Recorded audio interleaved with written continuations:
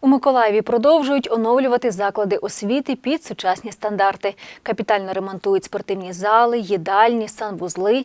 Не оминули новації і загальноосвітню школу номер 20. Деталі розкаже Олександр Супрун. 490 квадратних метрів площа спортивної зали, яку незабаром відремонтують. Роботи проводить підрядна організація «Південьбуд Миколаїв» на замовлення управління капітального будівництва Миколаївської міської ради. Зараз ми знаходимося у приміщенні спортивної зали загальноосвітньої школи номер 20. Ми проводимо зараз капітальний ремонт цих приміщень. Це безпосередньо саме приміщення спортивної зали та роздягальні для хлопчиків та дівчаток. Родзинкою ремонтних робіт є система опалення, яку вже розпочали монтувати. Її розташують на стелі спортивного залу. Це новшество в технології отоплення, системи отоплення. Батареи теплоизлучающие.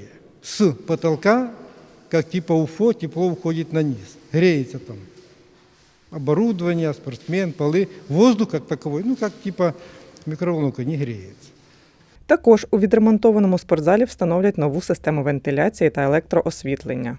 Роботи розпочали у серпні поточного року та плануємо завершити наприкінці жовтня або на початку листопаду поточного року. Спортивний інвентар встановлять після закінчення ремонту. 2 баскетбольных кольца, 4 волейбольных, турники, канат.